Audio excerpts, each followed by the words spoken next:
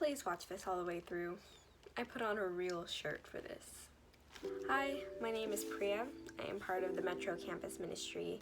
I have my food for the body, food for the soul. I'm gonna get started. I've got a lot to cover today. Incoherent notes, I had to type it all out on my laptop, so I will be using that for a majority of the time. Well, this doesn't look good. It now says we couldn't complete the update. Undoing changes, don't turn off your computer. Why? Alright, we are now up and running. So we are going to be starting in Genesis 4. Genesis 4 in verse 2, it says that Abel was the keeper of sheep and that Cain was a worker of the ground.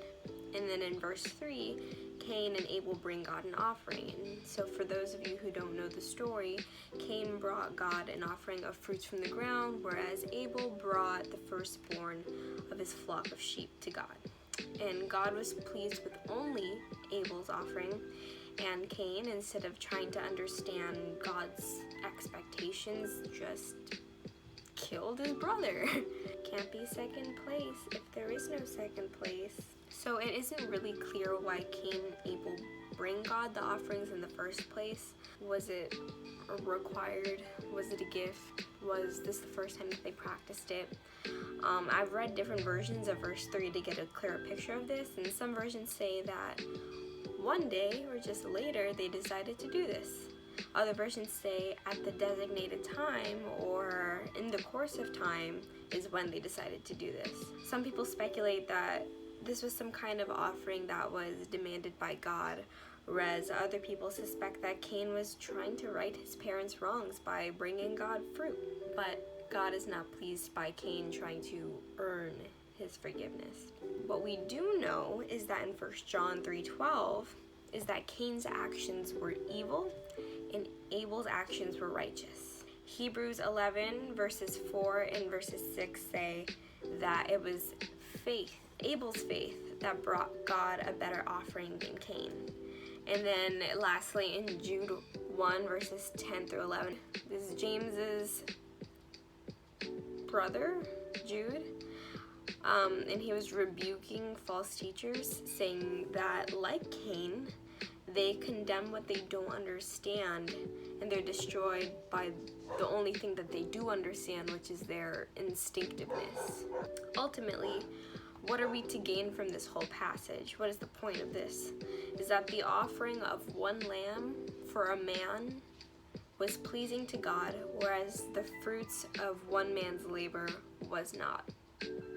Ephesians 2:9-8. Next, we go to Exodus 12, and here we're talking about the original Passover, and this is when people put the blood of a lamb on their doorposts during Moses' final plague, so that God would literally pass over their household when he strikes the rest of Egypt. In verse 3, we really see how God uses one lamb to save a household. In verses 5-6, he commands that the lamb be male, without blemish, and that the congregation of Israel is to kill their lambs at the same time. This day was meant to be remembered by a Passover feast lasting 7 days, lots of unleavened bread. In this memorial, every family big enough to eat an entire lamb was required to offer it for sacrifice and eat all of it in the night. If the family was too small, an offering was made for a group of other small families. And all the bones had to be left unbroken, and all the meat had to be gone by morning. And this is how God used a lamb to spare a household. Moving on to Leviticus. In Leviticus 16, God is speaking to Aaron, who is now high priest. And God warns Aaron not to be like his sons, who died in chapter 10, and to come into the holy place by invitation at an appointed time, which was very important. And then God starts talking about burnt offerings, sin offerings. What's the difference between those two? So I started reading about it. So sin offerings are spoken about in chapters 4 and 5. Leviticus 4:13 through 14 talks about sinning unintentionally, or like when their actions produce guilt, and this was the time when a sin offering was necessary. So a bull would be sacrificed by the rich, a goat or sheep would be sacrificed by common people, and like a pigeon or a turtle dove would be sacrificed by the poor when they made the offerings to an anointed priest. A burnt offering is spoken about in chapter 1 and seems to be more of a general atonement for sin. Again, this sacrifice had to be male and without blemish. It was Aaron's job as high priest to make this offering on behalf of the nation. He was instructed to take 2 male goats as a sin offering and 1 ram as a burnt offering. And now, for those of you who didn't know, because I didn't know this, so I wouldn't blame you, a ram is a male sheep, which is an adult lamb. Didn't know that, but this is how God uses 1 lamb to purify a whole nation. Lastly, in John chapter 1, verse 29, John sees Jesus and says these words, "Look, the Lamb of God who takes away the sin of the world."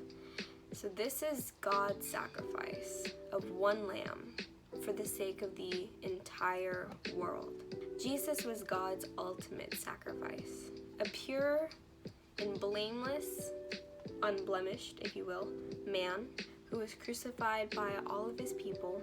A very gruesome death was a crucifixion, and the Jews asked for a speedier death so that, he wouldn't be on the cross till nighttime and they wouldn't defile the Sabbath. So the soldiers went to go break his legs so he wouldn't breathe anymore.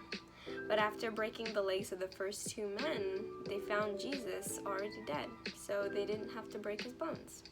Jesus is now and forever the Lamb that was slain on behalf of all the people. I am grateful to God for his plan, which is in motion from Genesis till now. I'm grateful for his steadfastness. I'm grateful for his sacrifice and the forgiveness of my sins.